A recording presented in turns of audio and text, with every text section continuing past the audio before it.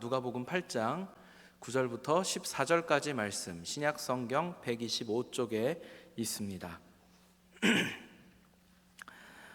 함께 한 목소리로 합독하도록 하겠습니다. 우리 성경을 다 찾으셨으면 함께 한 목소리로 합독하겠습니다. 합독합니다. 또 자기를 의롭다고 믿고 다른 사람을 멸시하는 자들에게 이 비유로 말씀하시되, 두 사람이 기도하러 성전에 올라가니 하나는 바리새인이요 하나는 세리라. 바리새인은 서서 따로 기도하여 이르되, 하나님이여, 나는 다른 사람들 곧 토색, 불의, 간음을 하는 자들과 같지 아니하고 이 세리와도 같지 아니함을 감사하나이다. 나는 일해에 2번씩 금식하고 또 소득의 11조를 드리나이다 하고, 세리는 멀리 서서 감히 눈을 들어 하늘을 쳐다보지도 못하고 다만 가슴을 치며 이르되, 하나님이여 불쌍히 여기소서, 나는 죄인으로소이다 하였느니라.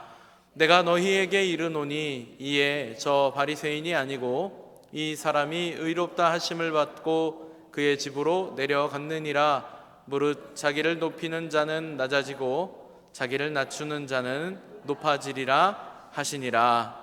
아멘. 오늘 누가복음 18장 말씀을 가지고 확신은 함정입니다 라는 제목의 말씀을 전하려고 합니다. 물론 모든 확신이 다 함정은 아닙니다. 함정이라고 하는 것은 일반적으로 아닌 것처럼 하지만 어디 하나 발을 잘못 디뎠을 때 빠지는 게 함정이죠. 모든 확신이 다 잘못된 건 아닙니다. 우리 신앙에서 꼭 확신을 가져야 되는 것들도 있어요. 구원의 확신, 믿음의 확신, 우리가 예수 그리스도를 통해서만 구원에 이를 수 있다라고 하는 확신 가져야 합니다. 그럼 오늘 무슨 확신이 우리에게 함정이 되는 것이냐? 이 바리새인과 세리의 기도를 통해서 예수님께서 하신 말씀을 한번 살펴보려고 합니다. 일반적인 이해대로 바리새인과 세리의 기도를 비교하면서, 특별히 바리새인이 교만하게 잘난 체 했고 세리는 겸손하게 용서를 구하였을 때 결국 세리의 기도가 응답을 받았다라고 하는 것입니다. 사실 바리새인이 자기가 저 이런 거 했습니다 라고 고백한 행위는 꽤 중요한 의미를 담고 있습니다. 한 주에 2번 금식하고 11조를 하는 것은 당대 유대인들에게 가장 확실하게 드러나는 종교적 행위의 지표입니다. 그러니까 훌륭하게 잘 해내고 있는 것이죠. 겉으로 드러나는 이 모습을 봤을 때는 분명히 인정받을 만한 행위를 하고 있습니다. 그러니까 바리새인이 가진 종교성과 신앙에 대한 실천과 또 세리를 비교하여서 무엇이 차이이고 무엇이 의미가 있는지에 대해서 생각해 볼 필요가 있는 것이죠. 처음부터 함정이 있습니다. 그래서 사실은 바리새인의 기도를 우리가 잘못 비판하게 되면 나는 이 세리와 같지 아니함을 감사하나이다가 나는 저 바리새인과 같지 않음을 감사하나이다로 될 수가 있어요. 이게 무슨 말인지 이해하시겠죠? 그러니까 바리새인이 마치 난 저 세리처럼 하지 않는 것을 감사합니다 라고 얘기하는 걸 비판하기 위해서 나는 저 바리새인처럼 하지 않아서 감사합니다가 될 수 있다는 말씀입니다. 오늘 바리새인이 가지고 있는 가장 큰 문제는 뭐냐면 자기가 잘하고 있다는 확신 속에 빠져 있다는 겁니다. 나 지금 잘하고 있어, 나 지금 제대로 예배하고 있어 하는 것이죠. 불신자, 토색하는 자, 불의하는 자, 간음하는 자들과 이 세리와 같지 아니함으로 나는 하나님 앞에 지금 바로 서 있다라고 하는 확신의 그를 잘못된 방향으로 지금 이끌고 있다라고 하는 것입니다. 저는 이 점을 설명하기 위해서 레위기 말씀을 잠깐 좀 살펴보려고 합니다. 레위기는 제사법과 함께 정한 것과 부정한 것을 규정하고 있는데요. 13장 2절과 3절을 한번 먼저 보도록 하겠습니다. 율법 가운데에서 정한 것과 부정한 것을 가르는 개념으로 우리가 이제 위생의 문제가 아닐까 이렇게 생각할 수 있는 그런 문제들이 막 등장을 합니다. 어떤 건 먹어야 되고 어떤 건 먹지 말아야 되고. 그런데 이 내용을 한번 보면 약간 그냥 의아하게 느껴질 수 있는 내용들이 좀 있어요. 한번 보도록 하겠습니다. 13장 2절과 3절입니다. 만일 사람이 그의 피부에 무엇이 돋거나 뾰루지가 나거나 색점이 생겨서 그의 피부에 나병 같은 것이 생기거든 그를 곧 제사장 아론에게나 그의 아들 중 한 제사장에게로 데리고 갈 것이요 제사장은 그 피부의 병을 진찰할지니 환부의 털이 휘어졌고 환부가 피부보다 우묵하여졌으면 이는 나병의 환부라 제사장이 그를 진찰하여 그를 부정하다 할 것이요. 아멘. 그러니까 몸에 질병이 생기는 거예요. 그런데 이 질병은 어떤 질병이냐면 피부병이죠. 피부병이 생겼을 때 그 피부병이 있음을 제사장들이 판단하고 부정하다라고 규정을 하는 겁니다. 이 부정해지면 이제 그 이스라엘 무리로부터 떨어져 나가야 되는 것이죠. 그런데 묘한 것은 이 질병이 피부에 우리 신체에 얼마나 퍼져 있는가가 굉장히 중요하게 작용을 한다는 겁니다. 정함과 부정함을 가르는 개념이 우리 피부에 질병이 얼마나 퍼졌는가로 갈려지더라라고 하는 것입니다. 저는 이 레위기에 등장하는 이 피부병과 관련된 이 규정은 사실 하나님께서 우리에게 죄의 속성을 설명하고 계시는 내용이라고 보는데요. 한번 볼까요? 이 질병이 어떤 특징을 가지고 있냐면 사람들 앞에 잘 드러나지 않습니다. 우리가 이제 의복을 입고 생활을 하니까, 옷을 입고 생활을 하니까 겉으로 드러나는 부분, 그러니까 뭐 얼굴, 손등 정도, 이제 좀 여름이 되면 소매가 좀 짧아지겠죠. 그럼 뭐 팔 정도까지 우리의 이 신체가 드러나게 되고 그 외의 부분들을 다 옷으로 가리게 됩니다. 그러니까 이 피부병은 충분히 가릴 수 있는 병이 되는 거예요. 그래서 오늘 제가 잠깐 살펴봤던 이 레위기 말씀을 보니까 이 피부병이 있는 사람은 자기가 스스로 제사장에게 나가지를 않습니다. 뭐라고 표현을 하냐면 데리고 갈 것이요 그래요. 그러니까 자기 스스로는 이 병, 나 지금 질병이 있다라고 밝히질 않는 겁니다. 어떻게 합니까? 숨기죠. 그래서 제가 이제 환경이 막 좀 바뀌고 이러면서 연초부터 코로나도 겪고 막 이러다 보니까 면역에 조금 문제가 생겼던 것 같아요. 그래서 이렇게 막 팔에 뭐 이렇게 뭐가 막 올라오고 막 간지럽고 그렇더라고요. 근데 이 간지러움을 저는 정신력으로 극복할 수 있다고 착각을 했습니다. 그래가지고 사실은 근데 간지러운 걸 긁는 건 무의식 중에 나오잖아요. 그러니까 의지와 상관없이 긁고 왜 긁었지? 그리고 이제 막 약을 발랐어요. 한 달이 지나도록 이게 낫지를 않았습니다. 근데 제가 막 피부에 뭐가 나고 이런 거를 이제 겨울이었고 이제 막 초봄이었으니까 누구한테 보일 일이 없잖아요. 그러니까 아무도 아마 모르셨을 거예요. 제가 막 팔에 뭐가 막 나가지고 어마어마한 상태가 됐었습니다. 병원에 가서 의사 선생님한테 보여드렸어요. 선생님, 어떻게 이렇게 됐어요? 근데 제가 뭐라 그랬냐면 저 정신력으로 제가 극복할 수 있을 거라고 생각했습니다. 그랬습니다. 제가 스스로 이걸 드러내기 전에는 제가 피부에 병이 있는지 아무도 몰랐겠죠. 약 먹고 바르는 약으로 막 열심히 발랐더니 가라앉았습니다. 정말 3일 만에 이렇게 한 달 동안, 2달 동안 제가 그렇게 무식하게 정신력으로 극복할 수 있다고 착각을 했는데 병원 갔더니 금방 낫더라고요. 이 병을 숨길 수가 있는 특징을 가지고 있습니다.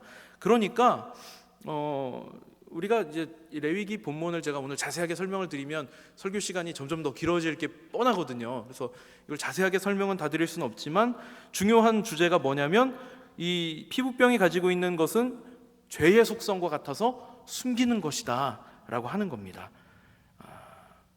사실은 레위기 11장부터 13장까지의 이 흐름은 인류에게 죄가 들어온 과정을 모티브로 삼고 있어요. 그래서 처음에는 먹을 수 있는 것과 없는 것, 그래서 이게 동물들을 통해서 뱀을 떠올리는 그런 모티브가 있고요. 그 다음에는 여인에 관한 정결 규례가 있습니다. 그래서 이 여자에게 그 다음에 숨기는 것으로 결국에는 모든 인류에게 죄가 딱 들어왔을 때 그 제일 먼저 하는 짓이 뭐냐면 자기가 벗은 것을 알고 숨죠. 그래서 숨기는 것으로 이렇게 흘러가게 되는데요. 이 바로 하나님께서 가장 싫어하시는 죄의 특징이 뭐냐? 숨기는 것이다 라고 하는 것입니다. 선악과로 인해서 눈이 밝아져서 자기들이 벗었음을 깨닫게 된 이 아담과 여자가 하나님께서 그들을 찾으셨을 때 숨습니다. 이 숨는 행위는 곧 하나님과의 관계가 끊어진 것을 의미하는 것이고요. 그래서 이 레위기는 이 13장은 숨는 행위와 연관이 있다는 것을 이렇게 보여주고 있습니다. 12절, 13절인데요. 제사장이 보기에 나병이 그 피부에 크게 발생하였으되 그 환자의 머리부터 발끝까지 퍼졌으면 그가 진찰할 것이요 나병이 과연 그의 전신에 퍼졌으면 그 환자를 정하다 할 것이니 다 희어진 자인즉 정하거니와. 아멘. 이상하죠? 피부병이 온몸에 다 퍼지면 정하다고 합니다. 왜 그럴까요? 이제 더 이상 숨길 수가 없기 때문입니다. 온몸에 다 퍼진 이 피부병은 숨길 수가 없죠. 다 드러나 버렸죠. 그러니까 하나님께서는 오히려 정하다고 말씀을 하시는 겁니다. 이제 이해가 좀 되셨습니까? 피부병이 온몸에 퍼져서 숨길 수 없게 되면 그때부터 정하다고 선언하시는 하나님의 마음을 이해하십니까? 이게 오늘 이 바리새인과 세리의 기도 문제를 다루는 주요한 열쇠가 될 수 있을 것 같습니다. 하나님 앞에 나아가는 일이 얼마나 중요한지는 사실 오늘날 우리보다 예수님 당시 바리새인들이 더 잘 알고 있습니다. 더 철저하게 생각하고 더 철저하게 지켰음을 제가 장담 드릴 수 있습니다. 저는 이 바리새인들처럼 모세오경을 히브리어로 줄줄줄 외울 수가 없거든요. 이 바리새인들의 종교적 열심을 오늘날 우리가 과연 따라갈 수 있을까? 저는 불가능하다고 생각을 합니다. 이 바리새인으로 대표되는 종교인들의 태도 자체는 사실 그렇게 나쁜 건 아니라고 보여져요. 그런데 세리로 대표되는 이 당시에 이 죄인들, 손가락질 받는 이 사람들과의 그 대조를 통해서 예수님은 오히려 세리들이 더 나을 수 있다는 것을 보여주시는 것입니다. 둘 사이엔 어떤 차이가 있을까요? 바리새인은 지금 율법 앞에 거리낄 게 없어요. 자긴 당당합니다. 전 이거 했고요, 이렇게 살았고요, 하나님 저 잘했죠, 저 이만큼 했습니다.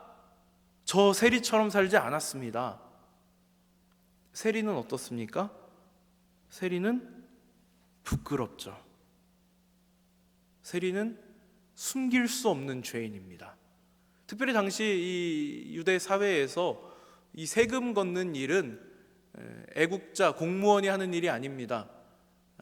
우리식으로 얘기하면 일제강점기에 일제 앞잡이 노릇하는 사람이죠. 사람들에게도 손가락질을 받는 사람입니다. 그런 세리와 나는 같지 않으니까 오늘 관점에서 보면 어떨까요? 오늘 관점에서 나는 헌금 많이 하니까, 나는 11조 하니까, 주일날 예배하고 봉사하고 나는 직분도 있으니까, 이렇게 말씀드리면 오해하실까 봐 제가, 그러니까 헌금 하시고 11조 하시고 주일날 예배 드리시고 직분 받고 봉사하는 일이 나쁘다는 게 아니고요, 하셔야 되죠. 중요합니다. 꼭 하셔야 되는 일인데 11조하고 헌금하고 이런 거 안 해도 된다는 얘기가 아니라는 걸 좀 잘 이해해 주시면 감사하겠습니다. 그럼에도 불구하고 나는 이거 했으니까 괜찮아 라고 생각을 하는데 문제가 있다는 겁니다. 중요한 건 이런 행위적인 집착이, 종교적인 만족이 우리를 하나님께 예배하는 자리로 나아갔을 때 예배 말고 다른 걸 하게 만든다는 거예요. 예를 들면 이런 겁니다. 저는 이제 청년 시절에 군대 갔다 와서 좀 본격적으로 하나님과 깊은 교제를 나눌 수 있었습니다. 그래서 이제 제가 당시 신앙생활 하던 저희 모교회에 저를 비롯해서 청년이 총 7명 있었어요. 이 7명이 동시에 갑자기 은혜를 받았습니다. 성령께서 저희 그 청년 공동체에 갑자기 임하셔가지고 저희를 변화시키셔서 제가 그때 이 7명의 청년들과 함께 교회에서 참 많은 일들을 했어요. 근데 이제 여름 되면 수련회 이제 준비하는데 수련회 가게 되잖아요. 기도원 이런 데로 수련회를 가면 어른들이 꼭 그런 말씀하십니다. 너 가서 뭐 이렇게 끝장을 보고 와라, 결판 내고 와라, 이런 의미로 나무 기둥이라도 뽑고 와라 이러셔요. 예, 혹시 이런 표현 많이 사용하시지 않나요? 요새는 잘 안 쓰시죠? 예, 저 청년 때도 그런 말씀을 하시는 어른들이 있었습니다. 그러면 이제 수련회 가서 이제 기도회 할 때 저도 같은 마음으로 기도합니다. 그러면 하나님, 제가 오늘 여기 와가지고 이렇게 지금 기도하고 있는데 저한테 복 주시지 않으면 제가 이곳을 떠나지 않겠습니다. 이 손 놓지 않겠습니다. 마치 어때요? 그 야복강 나루토에서 하나님과 씨름하는 야곱처럼 그렇게 막 하나님을 붙들고 뭔가 하고 나면 응답이 있든 없든 뭐 한 것 같잖아요. 뿌듯하잖아요. 마음에 기도했다. 그러고 이제 집으로 돌아가는 겁니다. 이런 확신은 우리를 함정에 빠뜨리더라라고 하는 거죠. 아직까지도 이해가 잘 되시지 않으실 수 있으니까 한 가지 예를 더 들어볼게요. 엘리야가 우리 바알 숭배자들과 갈멜산에서 한판 대결했던 사건을 아마 잘 아실 겁니다. 엘리야가요, 갈멜산에서 바알 숭배자들하고 이제 대결을 할 때 누가 섬기는 신이 참신이냐의 문제를 가지고 바알 숭배자들과 대결을 합니다. 그들이 먼저 자신들의 이 숭배하는 신 바알에게 기도하죠. 제단에 제물을 갖다 놓고 막 춤을 추면서 막 열광적으로 하면서 뭐 기도를 하는데 뭐가 응답이 옵니까? 아무 반응이 없죠. 그러니까 엘리야가 뭐라고 한마디 하냐면 너 큰 소리로 더 외쳐라. 지금 바알이 묵상을 하고 있는 건지 잠깐 나간 건지 그가 길을 걸어가는지 잠이 들어서 깨워야 할 건지 아무튼 바알이 듣게 더 크게 외쳐봐라. 이렇게 하는 겁니다.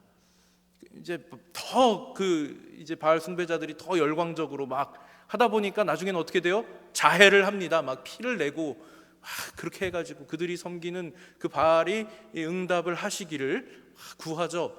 결론이 어떻습니까? 아무 반응이 없습니다. 그때 엘리야가 이제 자신의 차례가 되었을 때 뭘 합니까? 제단에 물을 부어버립니다.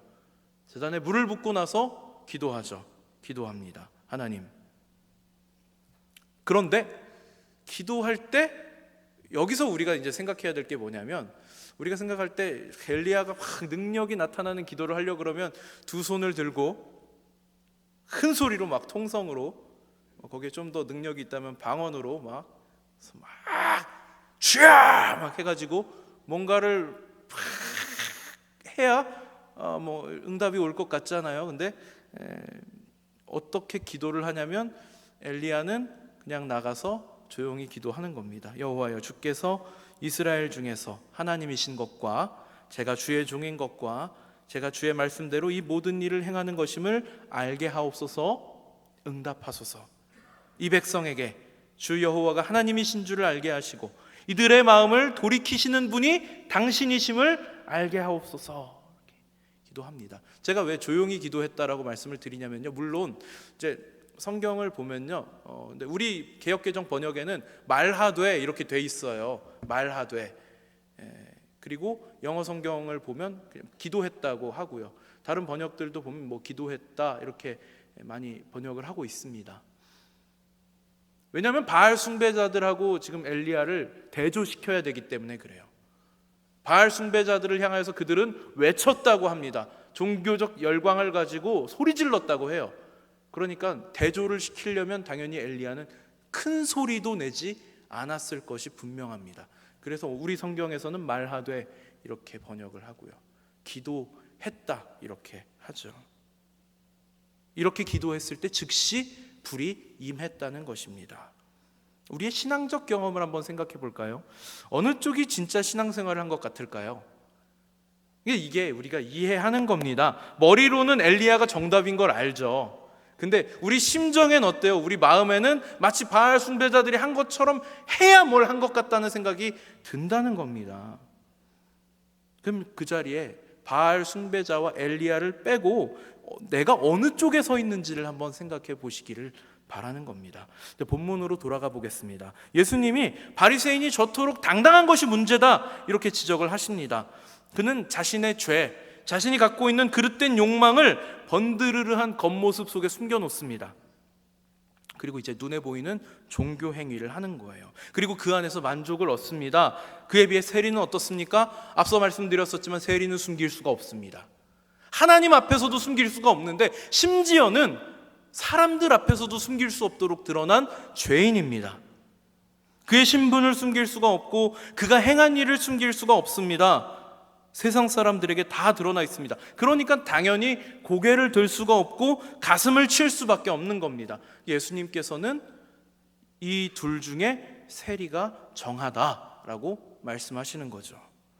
종교적 행위로서 예배를 말하는 것이 아닙니다. 그렇게 해서 만족을 얻으면 뭐합니까? 하나님이 안 받으시면 그걸로 끝입니다.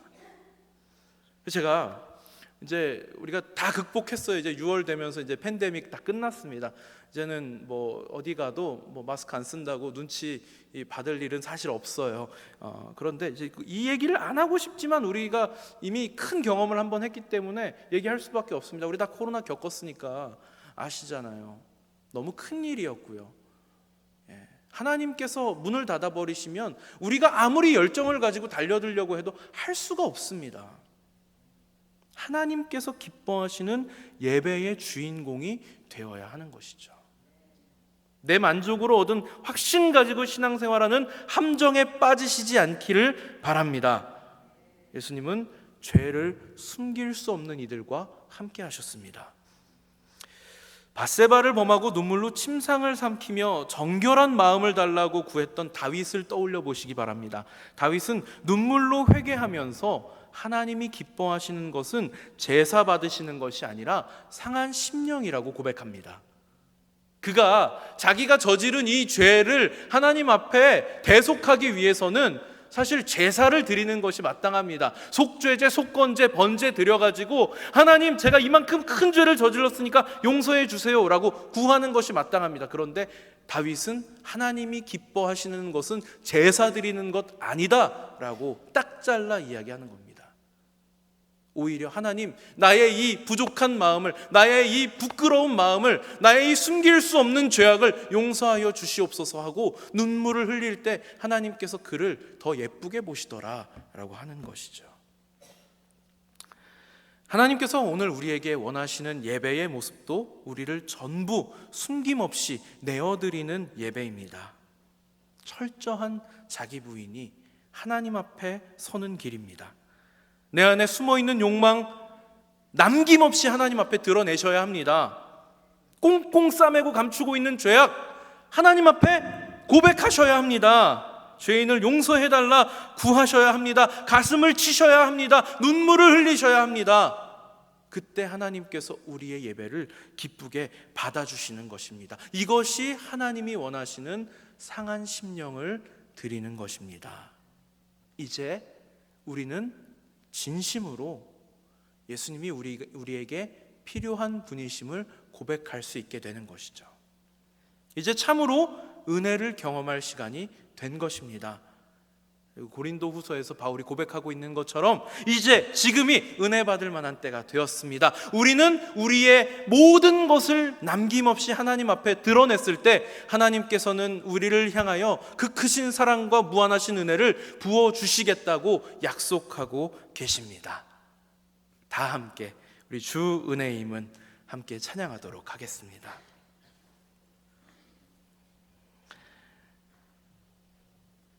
저희는 모두 그럴싸한 얼굴을 가지고서 이 자리에 모여있지만 실상은 차마 하나님 앞에 설 수 없는 죄인들입니다. 우리의 생각과 소욕은 늘 하나님을 대적하는 일로 흘러갑니다.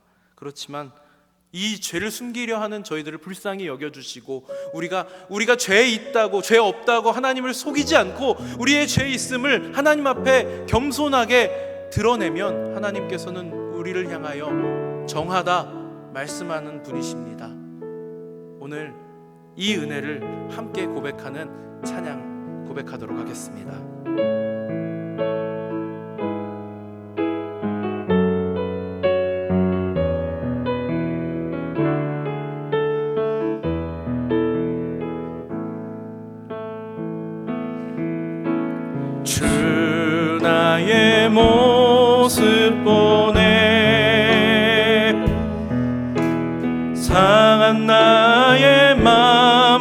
주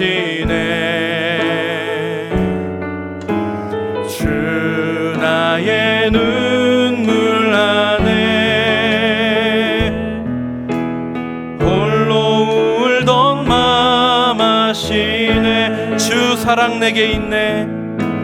주 사랑 내게 있네. 그 사랑이 날 채우네. 주는 내게 있네. 그네로 날 세우네. 세상 소망 다 사라져가도 주의 사랑은 끝이 없으니 살아가는 이 모든 순간이 주의 힘을 나는 세상 소망 다 사라져가도 세상 소망 다 사라져가도 주의 사랑은 끝이 없으니 살아가는 이 모든 순간이 주의 힘을 나는 믿네. 아멘. 이 시간 받은 말씀 가지고 함께 합심으로 기도하도록 하겠습니다. 하나님, 저희는 모두 그럴싸한 얼굴하고 이 자리에 모여있지만 실상은 차마 하나님 앞에 설 수 없는 죄인들입니다. 저희들 생각하는 것, 원하는 것은 늘 하나님 대적하는 일로 흘러감을 고백합니다. 그럼에도 이 죄를 숨기려 하는 저희를 불쌍히 여겨주시고 오직 하나님 앞에 저희들의 죄악을 남김없이 드러내고 한심하고 비참한 현실을 바로 보기 원합니다. 오직 예수님만이 저희를 이 비참한 처지에서 건져내실 유일한 구원이심을 의지하게 하여 주시옵소서. 우리 기도 제목 놓고 주여 한번 부르시고 함께 기도하겠습니다. 주여. 하나님 아버지, 오늘 이 바리새인과 세리의 기도를 비교하신 우리 예수님 말씀 통하여서 하나님 앞에 정직하게 드러내는 마음, 거짓으로 나는 지금 잘하고 있다, 하나님을 속이려 하고 사람들을 속이려 하고 심지어 나 자신까지도 속이려 하는 이 바리새인과 같은 모습을 저희들 담지 않으려고 오늘 말씀 통하여 다시 한번 확인하고 결단하고자 합니다. 하나님, 저희는 지금도 다 그럴싸한 얼굴하고 이 자리에 나와 있습니다. 겉으로만 보면 무슨 죄가 우리 안에 있고 무슨 욕심이 우리 안에 있는지 알 수 없습니다. 하나님, 그러나 하나님은 다 아시죠. 우리의 숨길 수 없고 부끄러운 정말 너무나도 비참한 우리의 현실을 하나님은 다 알고 계시지요. 하나님, 이것을 저희가 어찌 감히 하나님 앞에 숨길 수 있겠습니까? 하나님, 정직하게 겸손하게 하나님 앞에 이 모든 것들을 다 드러내게 하여 주시옵소서. 하나님 원하시는 상한 심령을 하나님 앞에 드릴 수 있도록 은혜 베풀어 주시옵소서. 하나님 앞에 우리가 죄 없다 숨기려 하지 않고 우리의 부끄러운 모습들을 남김없이 고백할 때에, 하나님 앞에 드러낼 때에 하나님께서는 우리를 정하다 하시고 사랑으로 품어주실 줄 믿습니다. 하나님, 그 크신 은혜로 저희들 품어주시옵소서.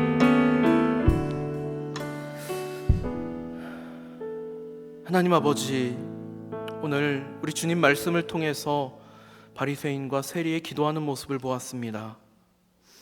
저희는 스스로를 속이고 마치 세상과 하나님을 속일 수 있다는 착각 속에서 당당하게 하나님 앞에 서려 했던 것은 아닌지 돌아봅니다. 저희는 본질상 여전히 죄를 기뻐하고 하나님을 대적하기 원하는 죄인들인데, 마치 종교 행위가, 우리의 직분이, 남들보다 나아 보이는 형편이 죄를 감출 수 있다고 착각하는 것은 아닌지요. 그러나 하나님 앞에 서는 이 자리는 오직 하나님 앞에서만은 숨기는 것 없기를 원합니다. 겸손하고 정직하게 하나님 앞에 있는 그대로의 저희의 모습을 드리고 매 순간 은혜가 필요한 불쌍하고 비참한 형편임을 고백하기 원합니다. 사도 바울이 고백했던 것처럼 지금이 바로 그 은혜를 받을 때이니 마땅한 은혜 부어 주시옵소서. 오늘 예배의 자리로 나올 때에 빈손으로 나오지 않고 구별하고 준비하여 하나님 앞에 드린 예물이 있습니다.